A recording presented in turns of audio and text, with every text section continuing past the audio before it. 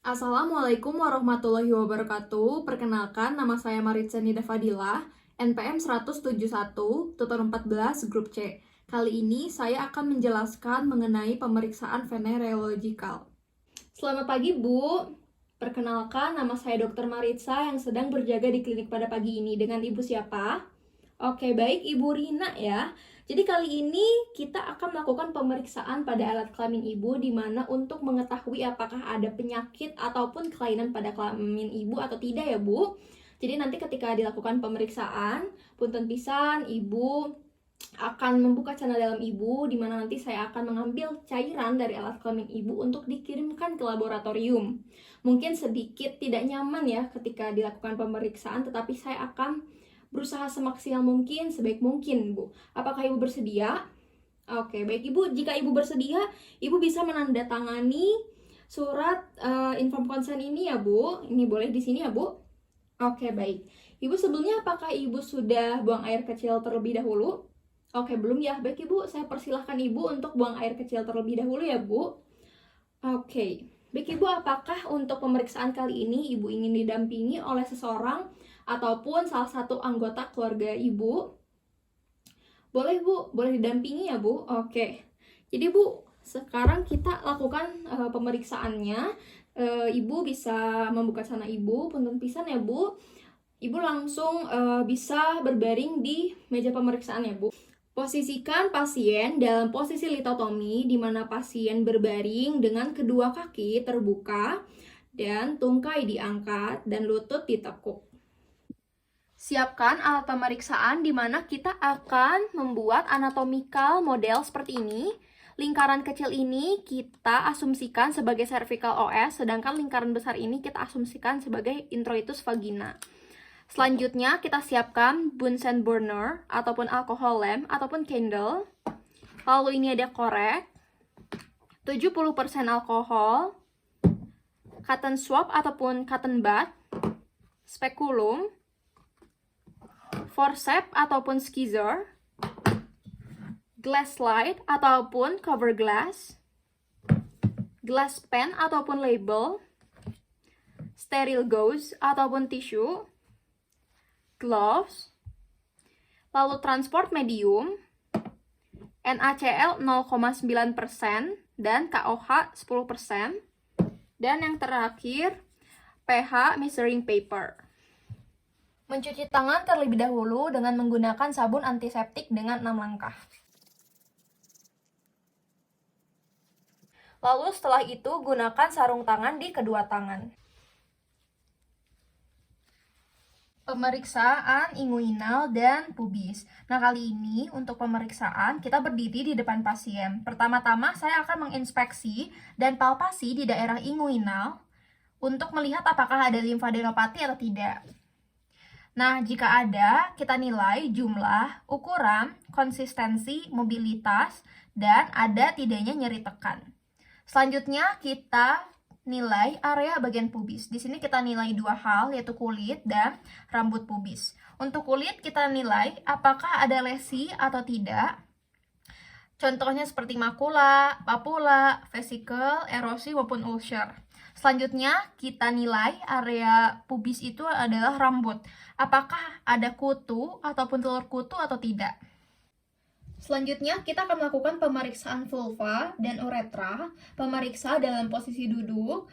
Selanjutnya, kita akan membersihkan area vulva dengan kain kasa. Nah, selanjutnya, setelah dibersihkan, kita lakukan inspeksi di daerah labia minora dan labia majora. Apakah ada lesi seperti eritema, edema, fisura, papula, vesikel, erosi, ulkus, maupun kutil. Lalu kita pisahkan labia minora dengan labia majora dengan jari telunjuk dan ibu jari seperti ini, sehingga kita dapat menginspeksi daerah klitoris dan lubang uretra. Ini. Nah, selanjutnya kita lihat apakah ada discharge yang keluar dari introitus. Nah, selanjutnya kita inspeksi daerah klitoris. Nah, kita di sini inspeksi apakah ada eritema, edema, lesi seperti papula, vesikel, erosi, ulcer, maupun kutil. Lalu, jika ada discharge, kita nilai jumlah, warna, maupun konsistensi. Misalnya tidak ada discharge yang keluar, kita lakukan prosedur milking dengan memasukkan jari telunjuk ke bagian vagina anterior dan diurut dari belakang ke depan. Seperti itu ya. Selanjutnya kita periksa periuretra atau scanes gland di bagian sini ya. Jadi scanes gland ini dia di sekeliling uretra gitu. Kita lihat apakah ada edema ataupun discharge. Lalu kita lakukan palpasi pada Bartholin gland. Ini ya Bartholin gland. Kita lakukan palpasi pada kelenjar Bartholin di arah jam 5 dan jam 7. Dengan menggunakan ibu jari dengan telunjuk seperti ini, kita lakukan palpasi. Nah, kita cek apakah ada edema, massa, fluktuasi, nyeri tekan, discharge, serta tanda-tanda inflamasi. Normalnya, kelenjar Bartholin ini tidak dapat terpalpasi dan tidak terdapat adanya nyeri tekan. Sehingga kalau misalnya ketika kita palpasi, lalu teraba lunak, hangat, ataupun ada nanah, berarti itu dia terinfeksi. Kalau misalnya kelenjar Bartholin ini terjadi pembesaran, biasanya diagnosisnya itu adalah kista Bartholin. Pemeriksaan vagina dan serviks. Pada pemeriksaan ini, pemeriksa dalam kondisi duduk. Sebelum melakukan pemeriksaan, kita beritahu kepada pasien jika kita akan memasukkan spekulum atau cocor bebek ke dalam vagina pasien. Punten ibu, saya akan memasukkan spekulum atau cocor bebek ke dalam alat kelamin ibu ya bu, seperti ini bentuknya. Nah, setelah kita beritahu kepada pasien, kita bersihkan introitus vagina dengan menggunakan kain kasa steril lembab. Seperti ini ya introitus. Nah, kalau misalnya kita lihat dari anatomical model, ini yang lingkaran kecil merupakan cervical OS, sedangkan lingkaran besar merupakan introitus vagina. Lalu kita bersihkan menggunakan kain kasa steril lembab. Selanjutnya, dalam pemeriksaan ini, jangan lupa kita harus menyalakan sumber cahaya agar terlihat lebih jelas. Langsung masuk ke dalam pemeriksaan, kita perbesar introitus dengan menggunakan telunjuk kiri ke introitus vagina, lalu kita tekan ke bawah, seperti ini, sedangkan tangan kanan memegang spekulum. Seperti ini. Nah, spekulumnya yang sudah dilubrikasi, lalu kita arahkan sudutnya 30 derajat, vertikal dengan tangan kanan, lalu kita putar secara perlahan searah jarum jam ke posisi horizontal. Lalu kalau misalnya sudah dalam posisi horizontal, kita masukkan spekulum sepanjang lubang vagina seperti ini. Lalu nanti kita buka spekulum dengan menekan ibu jari hingga terlihat semua.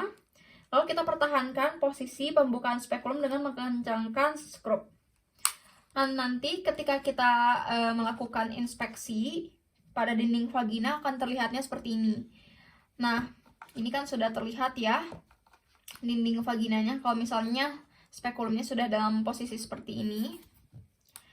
Nah, lalu kita akan inspeksi dinding vagina apakah ada eritema, discharge, lesi seperti papula, vesikula, erosi maupun ulcer.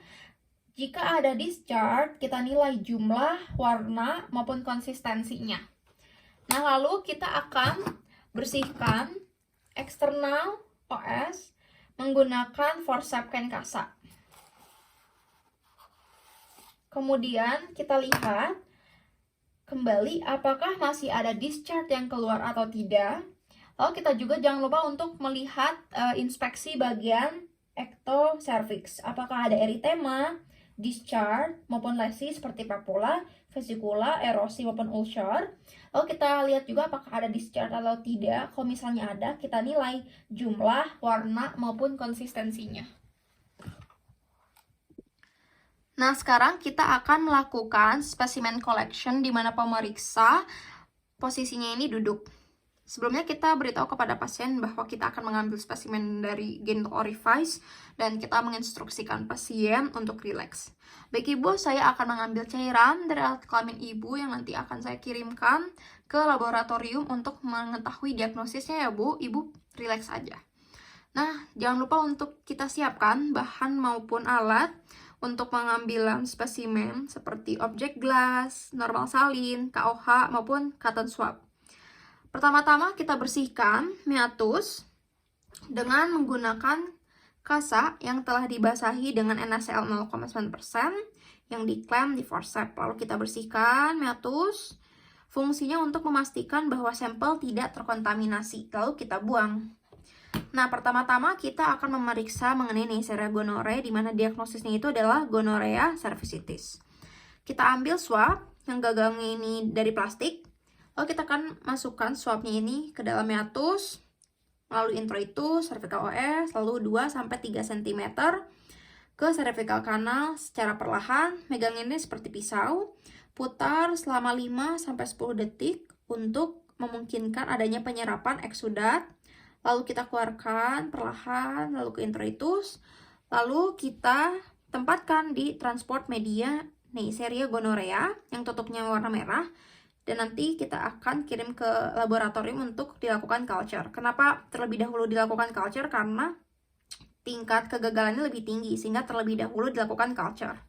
Selanjutnya sama, kita ambil cotton swab, lalu kita masukkan ke introitus, lalu ke cervical OS, lalu 2-3 cm cervical canal. Megangnya seperti pisau, putar selama 5-10 detik untuk memungkinkan penyerapan eksudat, lalu dikeluarkan secara perlahan melalui introitus dan lain-lainnya. Lalu kita ambil objek gelas seperti ini ya, yang sudah dibersihkan pastinya.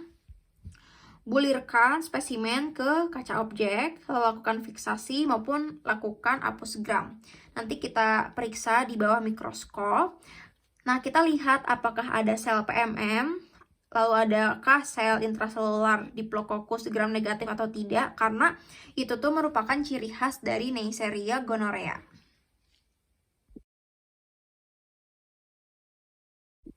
Nah, selanjutnya kita akan lakukan pemeriksaan spesimen Chlamydia trachomatis, di mana fungsinya untuk mendiagnosis cervicitis non-gonorrhoeae. Sama ya stepnya, jadi nanti kita ambil cotton swab, masukkan 2-3 cm ke saluran endocervix. Nah, tapi di sini dia agak ditekan karena fungsinya untuk mengambil epitel dari endocervix itu sendiri ya. Lalu nanti kita putar sekitar 5-10 detik, lalu kita keluarkan, lalu masukkan swab tersebut ke media transport yang tutupnya warna ungu untuk dilakukan pemeriksaan nucleic acid maupun PCR test.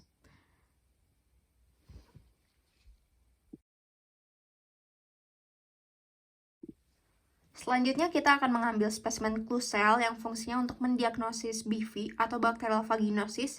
Sama aja, ini dia nanti kita akan masukkan cotton swab ke introitus vagina. Bedanya nanti kita hanya usap di dinding vagina aja, nggak usah sampai ke atas gitu ya. Lalu kita usap, lalu nanti bulirkan cotton swab di kaca objek untuk pewarnaan gram atau tambahkan NaCl 0,9%. Nah, setelah kita bulirkan, nanti kita baca di bawah mikroskop. Interpretasinya sendiri bisa dikatakan positif ketika klusel ini lebih dari 20% sel epitel HPV ataupun high power filled, di mana klusel sendiri merupakan sel epitel yang dikelilingi oleh bakteri. Nah, selanjutnya kita akan memeriksa spesimen Candida, di mana bedanya dari yang sebelum-sebelumnya, ini kita siapkan objek glass yang sudah ditetesi oleh KOH 10%. Setelah itu sama, kita masukkan cotton swab ke bagian dinding vagina, bagian lateral, lalu nanti kita keluarkan, lalu kita gulirkan ke objek glass tadi yang sudah ditetesi oleh KOH 10%, lalu kita buang. Pastinya nanti kita akan tutupi dengan menggunakan cover glass untuk diperiksa di bawah mikroskop. Seperti ini. Lalu biasa nanti gambaran di bawah mikroskop itu ada pseudohypae, lalu budding cell maupun yeast yang merupakan ciri khas dari infeksi Candida.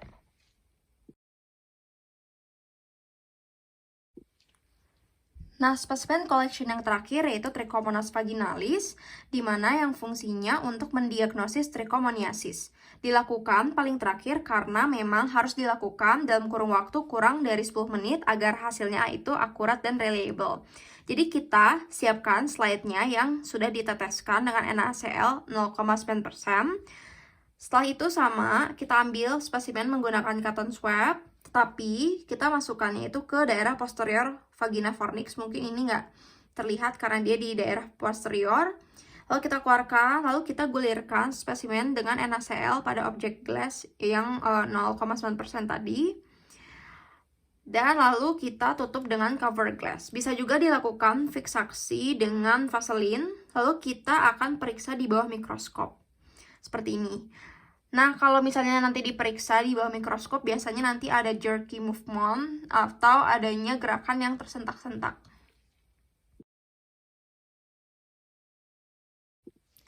Nah, sekarang kita akan melakukan pemeriksaan pH vagina, di mana yang pastinya fungsinya untuk mengecek pH di vagina. Pertama-tama kita akan menjepit kertas pH dengan forceps seperti ini yang akan kita taruh di dinding vagina lateral fornix yang letaknya di sini. Kita masukkan, lalu kita letakkan beberapa saat di lateral fornix, lalu kita keluarkan dan nanti hasilnya kita cocokkan dengan pH indikator. Yang perlu kita perhatikan jangan sampai kertas pH ini masuk ke dalam bagian serviks karena di daerah tersebut ini cenderung lebih basah. Nah, untuk interpretasinya sendiri, pH normal di daerah vagina ini 3,5 sampai 4,5. Kalau misalnya pH-nya itu lebih dari 4,5, itu mengindikasikan bahwa adanya kondisi patologis, contohnya seperti BV atau bacterial vaginosis. Nah, selanjutnya kita akan melakukan pemeriksaan WIF ataupun amine test. Sebelum melakukan pemeriksaan ini, kita sampaikan kepada pasien bahwa kita akan melepas spekulum dan meminta pasien untuk rileks. Kan tadi posisinya itu dia horizontal seperti ini. Jangan lupa kita longgarkan skrup terlebih dahulu agar longgar, lalu kita tarik spekulum, lalu kita putar berbalik dengan jarum jam yang tadinya dari horizontal kita ke vertikal kembali seperti ini, lalu nanti kita tarik keluar dalam posisi vertikal. Nah, setelah itu di daerah spekulum yang tadi terkena vaginal fluidnya kita tetesi KOH 10%. Lalu kita nilai bau fishy odor atau enggak. Kalau misalnya bau amis, itu berarti positif, berarti dia terdiagnosis mempunyai BV atau bacterial vaginosis. Lalu taruh spekulum maupun sarung tangan di larutan klorin untuk dilakukan dekontaminasi. Nah, kali ini kita akan melakukan pemeriksaan bimanual di mana pemeriksa dalam posisi berdiri. Pasang sarung tangan steril yang baru, lalu lubrikasi bagian jari telunjuk dan tengah. Lalu kita bisa masukkan jari telunjuk dan jari tengah ke vagina sampai menemukan porsio, sedangkan tangan kiri kita menekan pubis sehingga nanti serviks umumnya akan terasa lembut. Lalu gunakan jari yang sudah masuk ke daerah serviks, ini kita gerakan 1-2 cm ke samping, lalu kita tanya pasien apakah nyeri atau tidak. Nah, umumnya itu dia tidak terasa nyeri. Nah, selanjutnya kita bisa meraba uterus untuk mengetahui apakah ada kelainan di uterus atau tidak. Jadi letakkan tangan yang sama, ini kan tangan yang satu itu sudah di dalam, sedangkan tangan yang lainnya itu di antara umbilikus dan simfisis pubis. Nah, nanti kan kita elevasi serviks dan uterus dengan tangan yang berada di pelvis menekan tangan yang berada di perut untuk meraba uterus. Jadi nanti dari atas itu kita tekan, sedangkan di sini kita akan dorong ke atas sehingga nanti uterus ini akan seperti terhimpit. Di sini juga sama, kita nilai seperti ukuran, bentuk, konsistensi, mobilisasi, adanya nyeri tekan atau tidak, ataupun adanya massa atau tidak. Selanjutnya, kita akan melakukan palpasi ovarium, dilakukan dengan meletakkan tangan kiri di abdominal kuadran kanan bawah. Di daerah sini lalu kita nanti palpasi, kita tekan, sedangkan tangan kanan ini berada di fornix lateral kanan. Sehingga nanti kita akan tekan perut ke dalam dan ke arah bawah, sedangkan kalau dari daerah fornix lateral kanan ini kita tekan ke atas, sehingga kita akan mendorong struktur adnexa ke arah panggul seperti ini, sehingga nanti kita lakukan juga hal yang sama ke daerah ovarium kiri ya. Sedangkan kalau di ovarium kiri kan berarti nanti kita akan menekan dari abdominal kuadran kiri bawah, sedangkan untuk yang masuk ke dalam fornixnya itu merupakan fornix lateral kiri. Nah, di sini itu kita untuk menilai ovarium apakah terdapat massa, ukuran, bentuk, konsistensi, mobilisasi, ataupun nyeri tekan atau tidak. Umumnya ketika ovarium dilakukan pemeriksaan ini dia akan nyeri. Nah, biasanya untuk orang yang kurus, untuk melakukan palpasi ovarium ini dia akan lebih mudah, cenderung dibandingkan pada wanita yang obes. Biasanya lebih susah untuk mempalpasi ovarium. Selanjutnya kita akan melakukan pemeriksaan perianal, di mana pemeriksa dalam posisi duduk. Kita pisahkan antara bokong kanan dan kiri. Kita inspeksi apakah ada lesi seperti eritema, papula, vesikula, kutil. Lalu kita periksa juga apakah ada discharge atau tidak. Kalau misalnya ada discharge, kita nilai volume, warna, maupun konsistensinya. Baik, Ibu, untuk pemeriksaan kali ini sudah selesai. Terima kasih atas kerjasamanya ya, Bu. Ibu bisa memakai celana lagi. Nah, untuk hasilnya akan diperiksakan di laboratorium. Ibu bisa menunggu di ruang tunggu ya. Jangan lupa kita untuk mencatat semua temuan rekam medis pada pasien.